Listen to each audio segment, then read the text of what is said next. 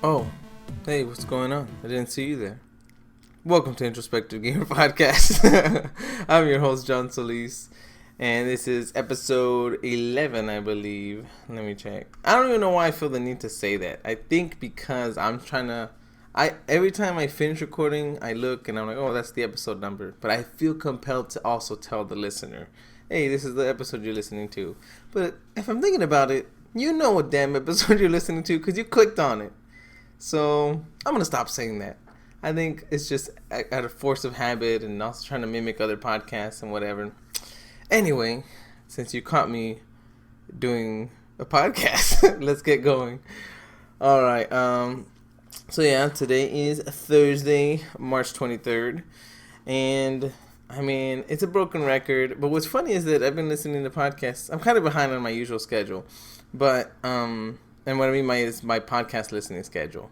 Me, I'm right on time, or as right on time as I can be. But yeah, I was gonna say like a broken record that there's not a lot of news happening, and that's partially not true. It's obviously relative to my viewpoint and personal taste. There's not a lot of news that I want to cover, and you know, by extension, depending on what you like, I try. If this is your first podcast, well then you'll gauge what I do and don't like. But obviously, like Mass Effect isn't a thing for me, so I don't care about Andromeda. I'm kind of sad, not like depressed sad, but kind of sad that it's getting very mixed or even a bad reception from the beginning.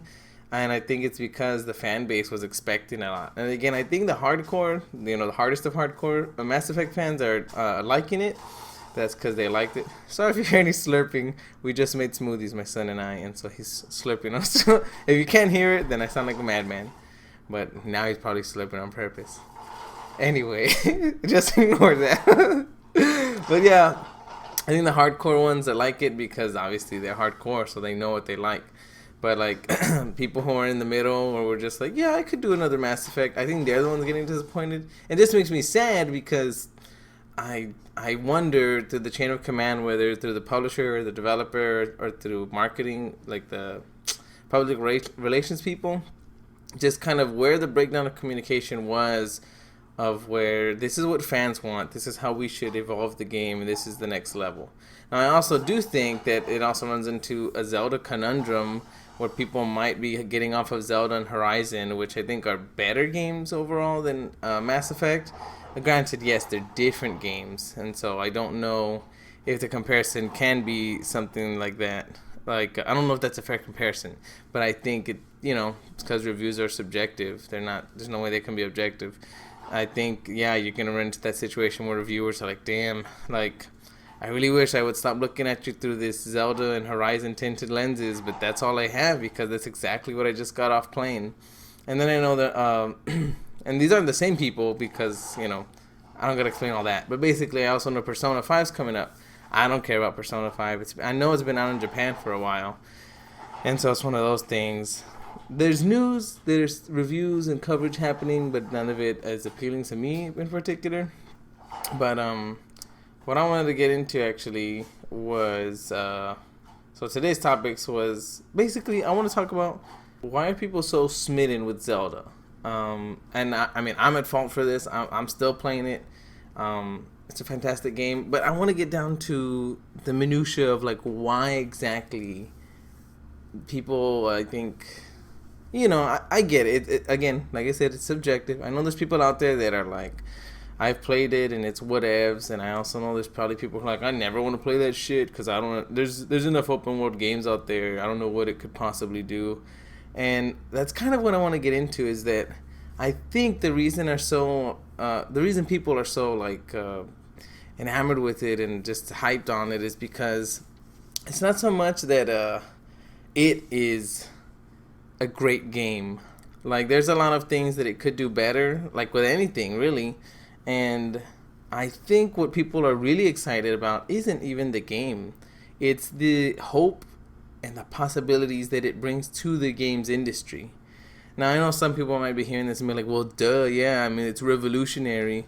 But that term kind of gets tossed around like, yeah, it's revolutionary, it's groundbreaking, it's amazing. And I've even been explaining to people that this is very similar to the jump from 2D to 3D, where one like Mario 64 was created. All 3D games after that were different. Um, and like Grand Theft Auto did the open world scene. Now all open world games are different after that. Like this is one of those games where this formula, what Nintendo has done with Zelda, is going to change the way games are made, or specifically open world games are made going forward. And I think that I think is why people are hyped about it. It's not even that this is a great game or a great Zelda game. It is, but I mean obviously that's subjective. But objectively, what it is like I'm saying, it is a window into the possibilities of what the future holds for different genres of the same type of open world games, and more powerful machines, and how can we extend this to the nth degree? Because even Zelda took it to a limit, either because it wanted to, because that's all the system could put out for it. And so I feel like I kind of write in my notes here, it says you can apply these lessons to open world games, but it doesn't have to stay there. There's another topic here that can break down how this systems driven philosophy can be applied to other genres, but we'll stick to open world games for now. And so yeah, that's what I mean. I mean, even other people, some people might be like, it's too early or too soon, but yes, that kind of proves my point that there were already articles on other websites asking what's next for Zelda, but also what's next for the industry. People keep kind of talking around Nintendo, but you already know, like Mass Effect. I mean, that game went gold a couple of months before Zelda was even released. But what I was gonna say is games that are being made now that are open world are probably seeing Zelda and are like, well, shit, like we got to do something. Even, or they might not, because the turnaround is too sharp. That it's like, we already invested the money. Let's put this game out like this, and in the future we'll look into something like that. But,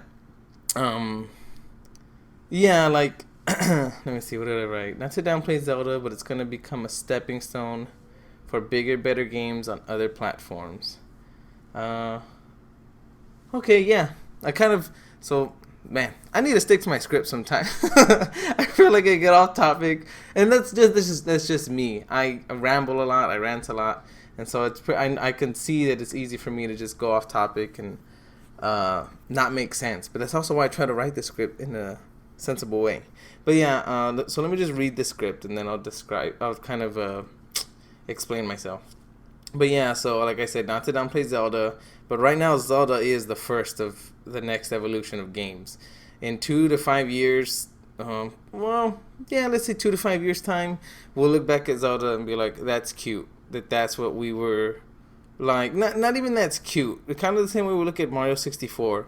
You play Mario 64 and you're like, damn, like that game's chunky and it's kind of got some wonky controls in areas, but it still plays pretty good, and it's kind of cute the way that like those are awesome graphics back in the day. Well, it's going to be the same thing, not by a graphic standpoint, but that's cute that this amount of dynamic interactions that we had using physics, that we thought that was awesome, because in 2 to 5 years we're going to have some pretty badass stuff on a lot of other platforms, as well as Nintendo themselves, but that's dependent on Nintendo. And then I say, I don't think we'll see widespread implementation for a couple of years because of the development cycle, but it's also not outside the realm of possibility that another developer was making a very similar game.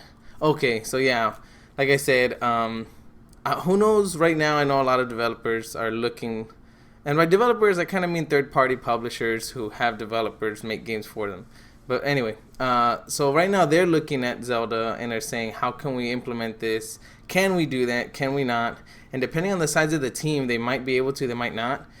But I also want to drive home the point that Nintendo isn't the first person to have this idea. And I think I kind of talked about that in the last... I did one about the gameplay mechanics of Zelda and how GTA and other games have done they've added physics-based stuff to their open world, but not to the extent that Zelda does, and how that relies on the setting and stuff like that. And so other companies have it in their head. I think they're either waiting for the right time to do it or the right place to do it, like maybe the genre or setting or something. But yeah, I want to say that kind of like I know now I'm going in a ramble, but I'm trying to bring it back to the point. So I don't know if y'all guys caught that story a couple of weeks ago that Sony had a handheld device that looked like a Switch, where it had some clunky. It was basically like a screen in the center and clunky ass controllers attached to the sides. And people were like, "Oh, there's Sony copying Nintendo," even though people who were reporting the story said that this was trademarked or copyrighted way before the announcement of the NX at the time. And so it's one of those things that Sony, like R&D, kind of runs parallel, and it basically brings me to this phrase that my dad told me one time that I like everybody. You think you create the next best idea, and so you're like, Dad or Mom or your friends, I got this great idea. And my dad told me once time, he says, you're not the only one with a unique idea. But it all depends on who does something with it first. So if we all want to make, I don't know, let me see.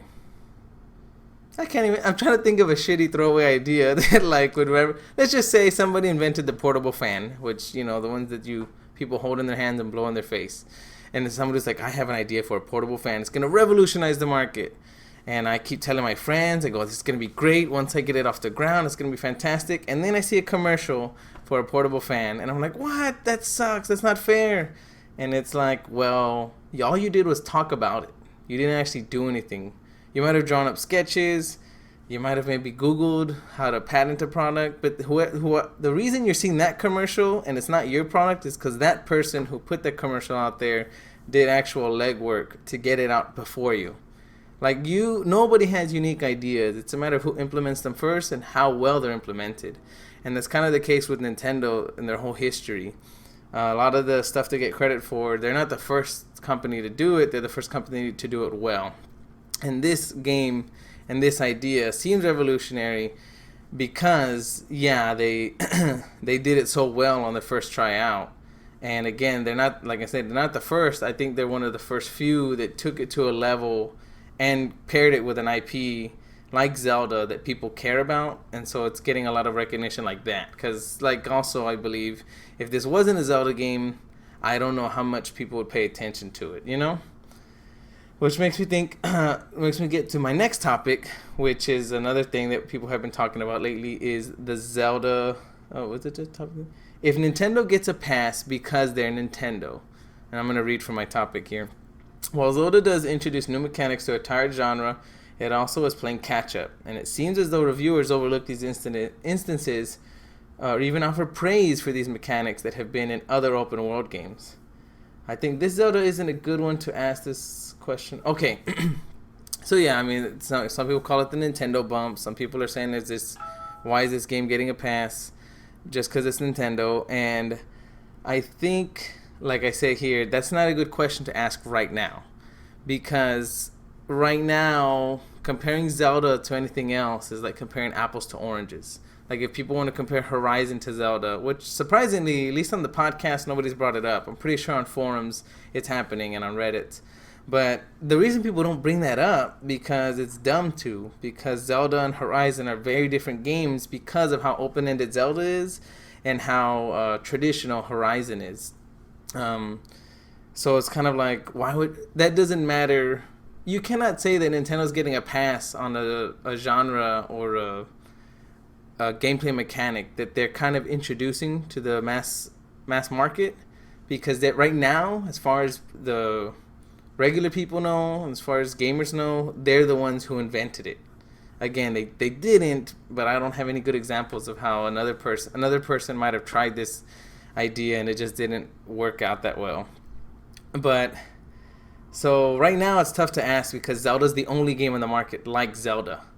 I think in a couple of years, when we have people who have iterated on this formula, and even Nintendo themselves has maybe put out a sequel, then we can ask: is Nintendo getting are they getting the Nintendo bump or the Zelda bump in their review scores because it's Nintendo or because it's a old franchise like Zelda?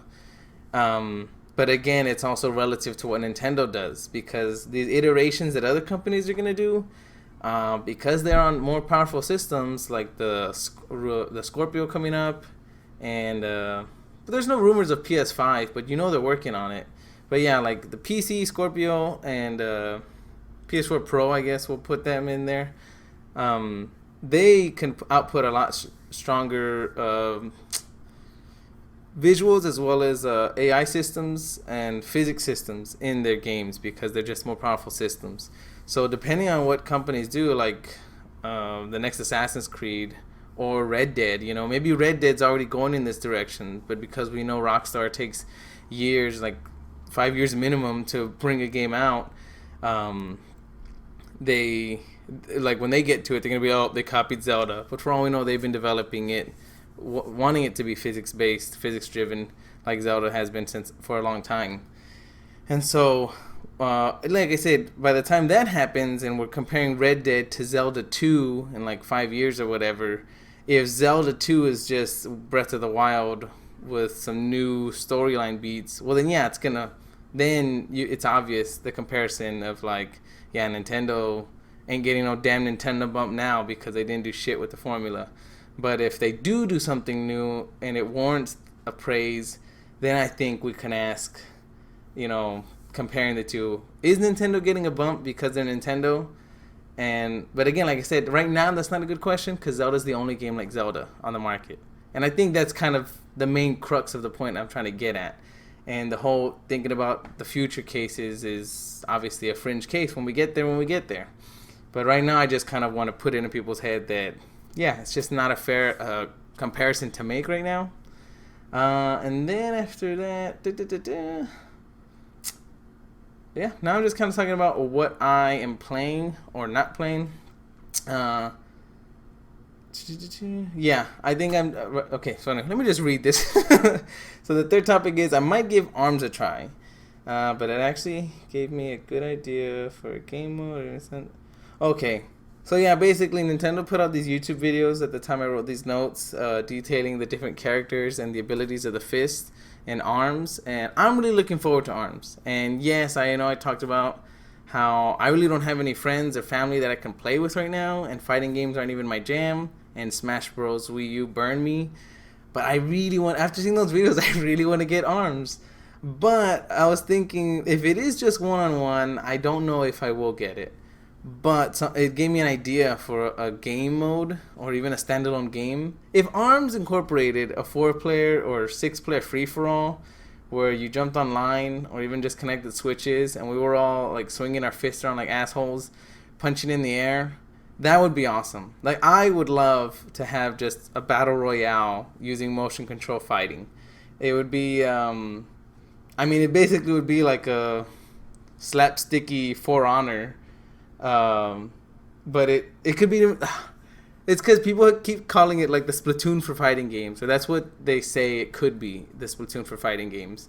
And I want to believe that, but I think what makes Splatoon very unique is how it is like a squad-based shooter. Or maybe I'm using that term wrong, but 4v4, and you choose your weapon loadouts, and that's kind of what you have. And so it would be neat, I think, if you had 4v4 fighters and you would run around these stages and basically almost have like weird gangs. You know how people have clans for shooters and stuff? Like, it would be neat to have gangs where you have, Team Springman and Team Ribbon Girl, and y'all are just beating the shit out of each other across a giant ring or even through a little labyrinth, like a maze type level.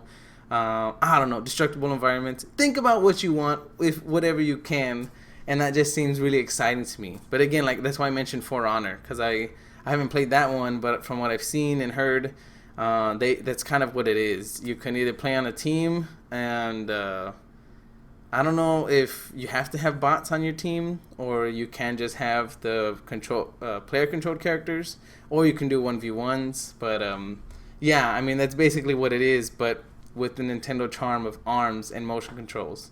And again, like, we all know that ARMS doesn't have to be controlled with motion controls, but it was just a game mode or a game idea that it had that I was like, that would be awesome to just have, team-based fighting, a team-based fighting game. Now I want to play that. Obviously, that's not what ARMS is, and that's not what ARMS is going to be, but that's also why I'm like, I'll give it a shot, and maybe I'll have fun. maybe I can jump online and swing my arms like an asshole and just fight people. Like, that's what I want. I want the fun of Splatoon that's just very mindless and, I guess, kid-friendly. It doesn't seem like the stakes are as high. Even when you're losing, yes, I curse and I'm like, oh, fucking asshole, you know, like he splattered me or he threw a bomb or they're good. But it never feels as frustrated as I get with like a Call of Duty when there's a camper or there's just a guy who's like on a 15-person kill streak. There's something about the way the levels are designed, and I think the movements mechanics of using your bullets are basically your mode of travel with the ink and stuff like that, and how you can turn to a squid. It works for me, and so I want to know, and I'm curious if this fighting game can work for me in the same way where I'm basically can jump in, play a match, do a couple of one-on-ones, and that they'll feel satisfying in a way that, like, yes, I feel like me and you had fun, even if you were way better than me or I was way better than you. Again, I don't know if they're going to do, like, motion versus motion online, or if a person who's using traditional controls can play against a motion-controlled character, because obviously I think traditional is going to clean the floor with motion-controlled people. But we'll see. And it's one of those things, too, again, like, it's tough because, like I said, I don't have anyone to play with, but all the podcasts I listen to are like, oh, yeah, these type of games or multiplayer games are fun when you have a group of friends, like Ghost Recon Wildlands. And it's like, that doesn't sound appealing to me because I don't have friends. And I know, it's like, just fucking jump on a forum, dude, and just ask for someone to play with. That's really not the problem with me. The problem with me is that I don't have time to play. Like, if I meet somebody online, I would have to basically do like a OkCupid type bullshit where I'm like, are you available between these times on Monday and Tuesday? And how about your Thursdays? Can we do the afternoons? It's very complicated for me to set up an online match with a friend or enemy otherwise. You know what I mean? But yeah. Yeah. And that's kind of it. Right now I'm just reading my notes, and I already talked about that. And that's kind of this episode this week. I might fit in maybe something about Power Rangers, but I don't think so. I want to see it tonight at Thursday. Today's Thursday, obviously, so it comes out tonight, like at 7 in a lot of places. And I want to see it, but if we not, then I'll probably become next week's topic. But we'll see. But alrighty, guys, thank you for listening. I hope you enjoyed it. I am super sorry that I was really rambly today. Even I know, I was like, God damn, you're not making any sense. Like, get through what you want to get through and get to the point, because you're losing people. But alrighty, guys, I will catch y'all later. Don't forget, you can catch the show on iTunes, SoundCloud, Google Music, and YouTube. And please subscribe. If you got any comments, tweet at Unsaluted on Twitter. You want to ask me any questions, you can direct message me on Twitter, or you can tweet me, and I'll just, if your question's under the character limit, I'll respond back to you. Or I'll respond back, hey, I like this question, it's going to be on next week's episode, something like that. But alrighty, guys, thank you for listening, and I hope you enjoyed it. Have a good week, and I will see y'all later. Bye.